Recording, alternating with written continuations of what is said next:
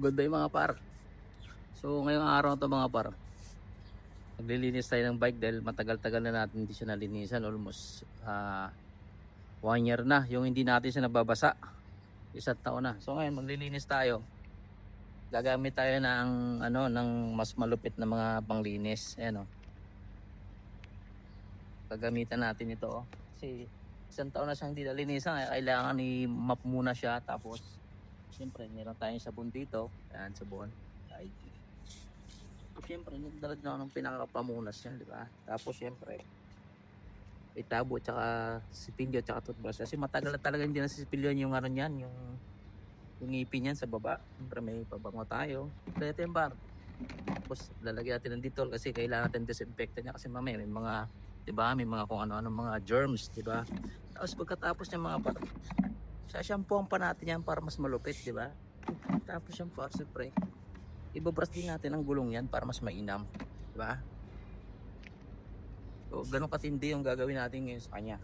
So ipo-pull over natin siya, make up ngayong araw na to. Pagka natapos yung par, pag nagawa natin yon, ibibenta na natin siya. Kahit masama sa loob ko, kailangan ibibenta natin. Tapos par, pag binenta na natin yan, may freebies yan par. Mamaya papakita ko sa inyo kung ano mga freebies niya. Right? Tara, simulan na tayo. Nakalimutan ko pala sabihin sa inyo par, pag wala kayong basahan, yung lumang medyat nyo gawin yung basahan. Di ba?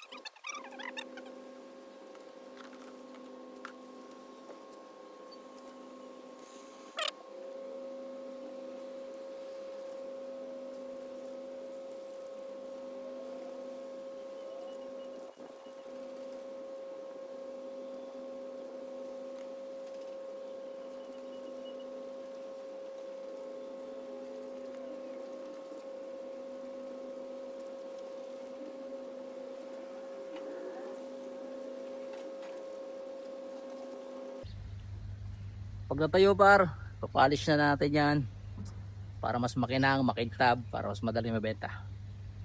All goods na par. Kung nakita nyo ibang palinis kanina, joke lang yon. Segue lang yun ng video natin. Pero sabon lang, sabon-sabon lang, okay na siya. Tapos pagka matry siya mamaya, pupunasan na natin siya ng toyo. Tsaka tignan ko kung meron pa akong langis doon. Tsaka medyo pang shiny natin para mas maganda. Tsaka konting black tire para mas malupit. So tapos tayo, antayin na lang natin ito matuyo konti. Painitan natin para matanggal yung mga sumuksok na tubig doon sa mga kaso-kasuan niya, di ba? Para hindi siya kalawangin, para mas maganda pa rin kondisyon niya.